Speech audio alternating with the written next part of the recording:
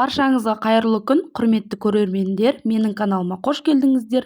Бүгін осындай қамыры езілмейтін, жабыспайтын, бір жасағаннан әдемі болып шығатын, дана-дана болып пісетін мантының видео рецептісімен бөлісетін боламын сіздермен. Және де видеоны аттатпай, соңына дейін көріңіздер. Міндетті түрде жасап жеңіздер. Өте әдемі, сочный манты болып шығады. Және де енді осындай бір жұмыртқамызға 200 мг суымызды құйып, суық суымызды құйып, және де кішкентай шай қасықтың көмегімен бір қасық тұзымызды салып, ас қасықпен бір қасық сұйық майымызды құйып, жақсылап қамырелеп алатын боламыз.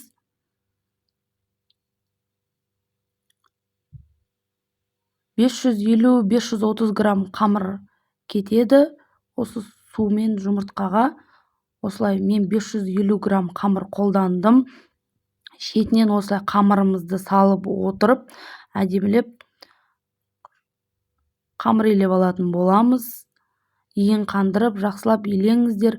Міндетті түрде өлшеп салыңыздар қамырды. Сол кезде тесталарыңыз қолға жабыспайтыны, нағыз мантының қамыры керек, нағыз мантыға керек қамыр болып шығады.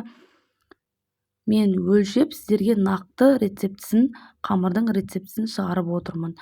Міне, сұйық майымызды қосып, жақсылап қамырелеп алатын боламыз. Қолға жабыспайтын, осындай әдемі қамыр болып шығады. Міне, видеоды көріп тұрғандарыңыздай осылай иін қандырып, әдемілеп, түйіршіктер болмайтындай, осылай біркелкі болатындай жақсылап қамырелеп алатын боламыз.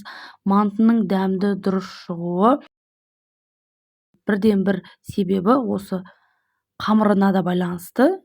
Сол себепті осылай жақсылап дұрыстап қамырын елеп алатын боламыз.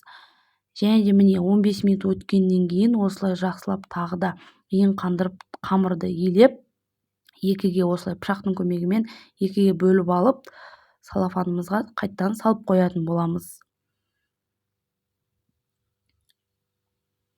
Өте әдемі қамыр шықты.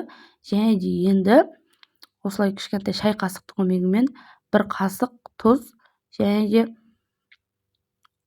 осылай бір қасық қарабұрыш қосамыз. 500 грамм фарш қолдандым мен. Қандай заттар керек, қанша мөлшерде керек, видеоның астына описаниеге қалдыратын боламын. Осылай жақсылап мариновка жасап қоятын боламыз фаршқа. Сол кезде тұзы, қарабұрышы жақсылап сіңеді фаршқа. Және де енді 500 грамм фаршқа 500 грамм пияз қолданатын боласыздар. 600 грамм фарш қолданатын болсаңыздар, бірге бір 600 грамм пияз қолданатын боласыздар. Міне, видеода көріп тұрғандарыңыздай осылай әдемілеп, кубиктап, төртбұрыштап тура болатын боламыз. Және де 200 грамм осылай орташа 3 картошканы жақсылап кубиктап тура болатын боламыз. Ал енді мен отбасым сүйіп жейді, жақсы көреді. 300 грамм асқабақ қостым. Егер сіздер асқабақ қоспайтын болсаңыздар, ұнатпайтын болсаңыздар, 100-200 граммдай фарш немесе картошка қосып жіберіңіздер. Және де бірге бір жаңа айтқанымдай пияз қосатын боласыздар. Ал енді көкөністердің үстіне осындай шай қасықпен бір қасық тұз салып, жақсылап араластырып алатын боламыз. Жақсылап көкөністерімізді араластырып алып, енді фаршпен біріктіріп, жақсылап осылай біркелкі араластырып аламыз. Міне, видеода көріп тұрғандарыңыздай. Енді осылай қамырымыздың бір зуала қамырымызды жаятын боламыз. Міне, алғашында осылай жақсылап ұнды сәл көбірек себе берсеңіздер болады. Қамыр үлкейе бастағанда ұнды көп сеппеңіздер. Себебі мантыны түйіп жатқан кезде бір-біріне бірікпейді, қамыры дұрыс емес шығатын болады. Міне, видеоды көріп тұрғандарыңыздай қамыр үлкейді. Сол себепті мен уже кішкене аз-аздан себемін. Оның сөйтіп жақсылап әдемі орташа қалыңдықта қамыр елеп алатын боламыз. Қатты жұқа емес, қалыңда емес, орташа қалыңдықта қамыр елеп алып, осылай төртбұрыштап жақсылап кесіп аламыз. Міне, видеоды көріп тұрғандарыңызда екі бұрыштарында тастамаймын мен. Осылай жақсылап біріктіріп, төртбұрышты қамыр етіп шығарамын. Және де енді бәрін жайып алып, фаршын салып түйетін боламыз. Ал енді міне фаршына осылай 1 ас қасық сұйық май қосып жақсылап араластырып, ортасынан салатын осы салманы 2-ге бөліп алатын боламыз. Сол кезде 2 зуалаға дұрыс бәріне бірдей жететін болады. 2 зуалаға. Және де міне енді жақсылап осылай үлкен қасықпен өлшеп, қамырдың көлеміне қарай осылай ортасына домалақ қып салмамызды салып алатын боламыз. Міндетті түрде осы видео рецепті бойынша жасап жеңіздер. Сочный әдемі манты болады. Міне осылай енді видеода көріп тұрғандарыңыздай әдемілеп түйіп алатын боласыздар.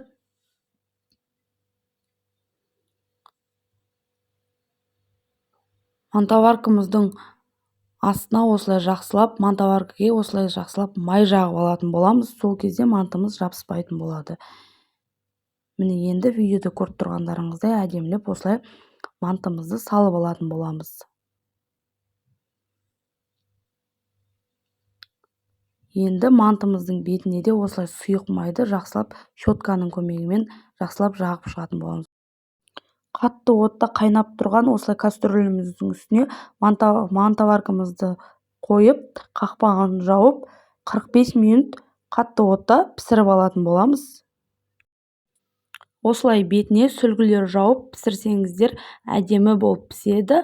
Ал енді мантымыз дайын. Міне асты жабыспаған, жыртылмаған, әдемі сочный болып пісті. Міндетті түрде осы видео рецепті бойынша өлшеп әдемілеп жасаңыздар. 1-ге 1 әдемі болып шығады. Және де мен 5-6 адамға арнап жасадым. Егер сіздер одан да көп адамға арнап жасасаңыздар, осыны 2 есеге көбейтіңіздер. 10-12 адамға арнап жасасаңыздар. Міне енді бетіне осылай сары майымызды жағып, әдемілеп дастарханға ұсына берсеңіздер болады. Баршаңызға ас болсын. Сочный әдемі мантымыз дайын болды. Видео рецепті ұнаса, поделиться батырмасын басып, жақындарыңызбен бөлісіңіздер. Комментарийге өз пікірлеріңізді қалдырып қойыңыздар. Видео ұнаса, лайк басып қойыңыздар.